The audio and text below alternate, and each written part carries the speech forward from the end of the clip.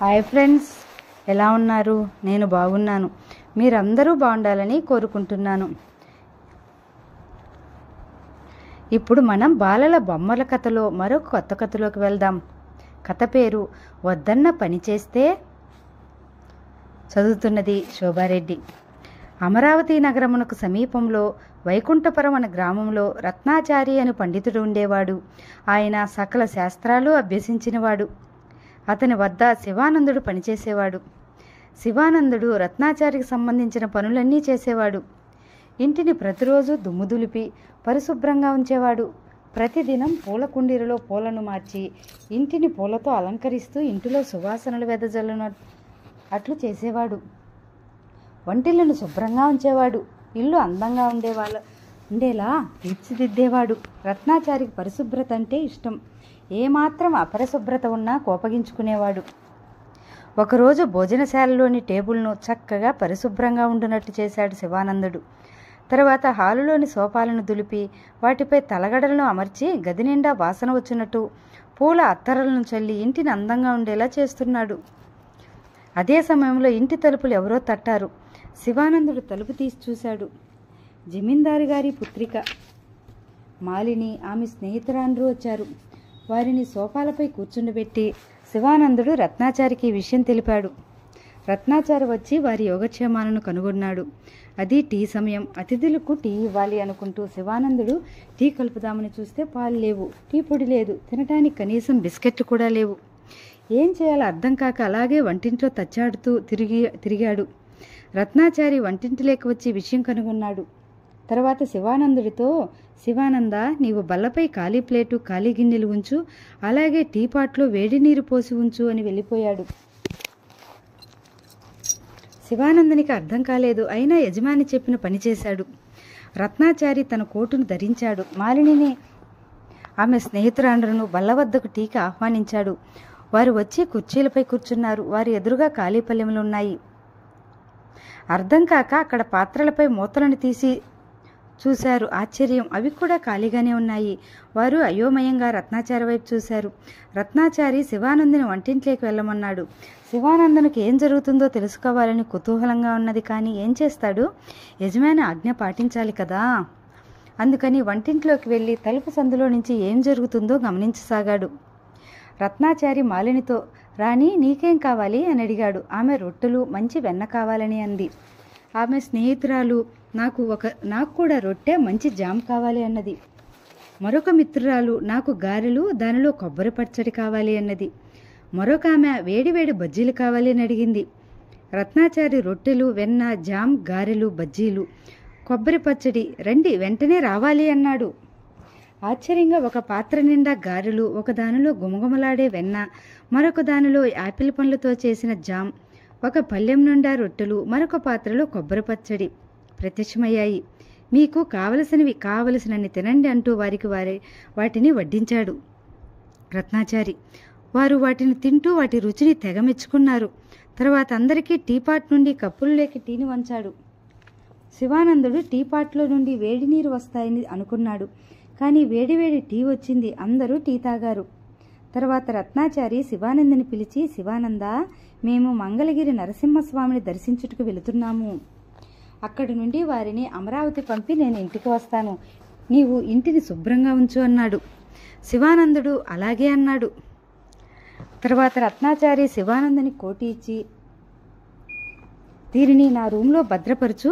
ఇది మహిమగల కోటు. ఇది వేసుకుంటే నీకేమైనా మాయలు ప్రదర్శించడానికి ప్రయత్నిస్తే ఇబ్బందుల్లో పడతావు. కాబట్టి ఈ 2 రోజులు జాగ్రత్తగా ఉండు అని చెప్పి మాలిని ఆమె మిత్రురాండ్రును తీసుకుని మంగళగిరి వెళ్ళాడు. శివానందుడు టేబుల్ పైన ఉన్న పదార్థాలను రుచి చూశాడు. అవి అత్యద్భుతంగా ఉన్నాయి. టీ కూడా చాలా బాగుంది. తాను కూడా తన మిత్రులకు ఇటువంటి విందు ఇస్తే బాగుంటుందనుకుంటూ టేబుల్ను పరిశుభ్రం చేశాడు. శివానందుడు తన మిత్రులైన గణపతి, నందు, లంబు, జంబులను రేపు సాయంకాలం విందుకు రమ్మని కబురు చేశాడు. వారందరూ సాయంత్రం సమయానికొచ్చారు. శివానందుడు వారిని బల్ల వద్ద కూర్చోమన్నాడు. వంటింటిలో పొయ్యి మీద గిన్నెతో నీరు పెట్టాడు. పొయ్యిని వెలిగించి తన మిత్రుల వద్దకు వచ్చాడు. వారు ఏమేం పదార్థాలు తయారు చేశావో అని అడిగాడు. మీకేది కావాలంటే అదే వడ్డిస్తా అని వంటింట్లోకి వెళ్ళాడు శివానందుడు. గణపతి బల్లపై ఉన్న పాత్ర యొక్క మూతని తీసి పాత్రలోకి తొంగి చూశాడు. అది ఖాళీగా ఉన్నది. దాని పక్కనున్న పాత్రను చూస్తే అది కూడా ఖాళీగా ఉన్నది. అసలు బల్లపై ఉన్న ఏ పాత్రల్లోనూ ఏ పదార్థము లేదని వారు గమనించారు. శివానందుడు టీ పాట్లో వేడి నీరు తీసుకుని వచ్చాడు.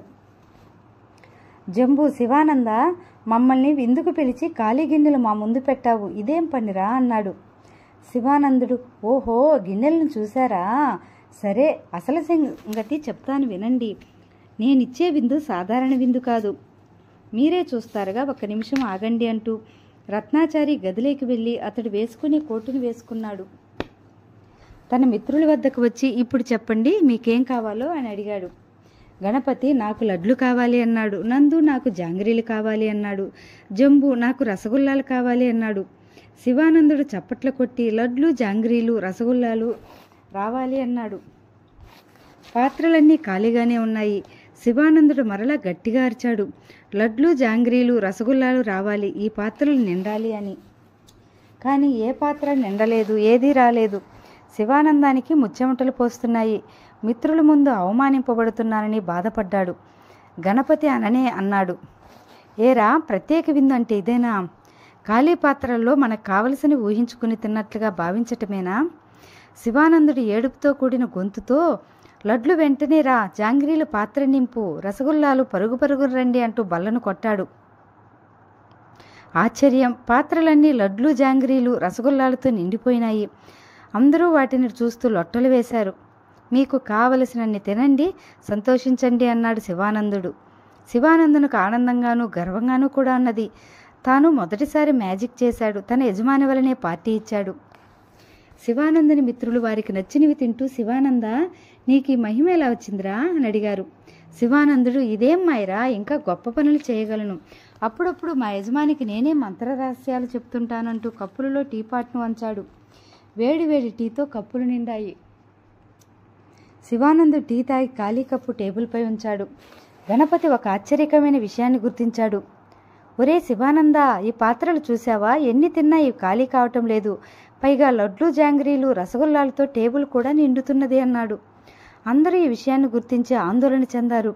శివానందుడికి లోపల బెరుకుగా ఉన్న, పైకి మాత్రం డాంబికంగా, మరేం పర్వాలేదు, వీటన్నిటినీ దాచి రేపు మరికొందరికి విందు ఇద్దామనుకున్నాను అన్నాడు.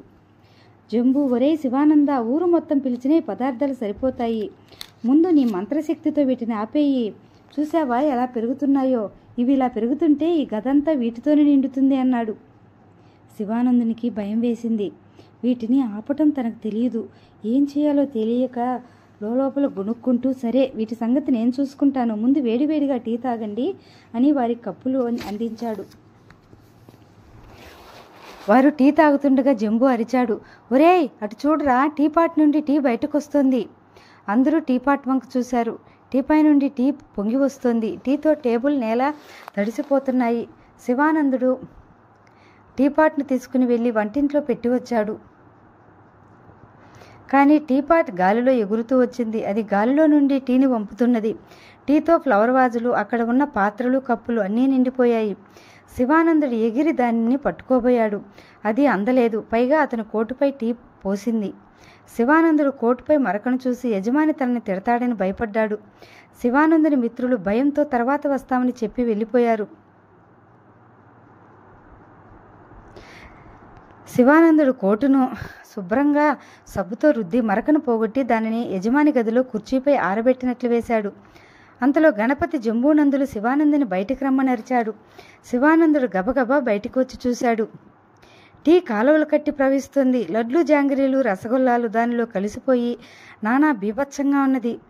అంతలో రత్నాచారి అక్కడికి వచ్చాడు. యజమానిని చూసి శివానందునికి సంతోషించాలో ఏడవాలో అర్థం కాలేదు.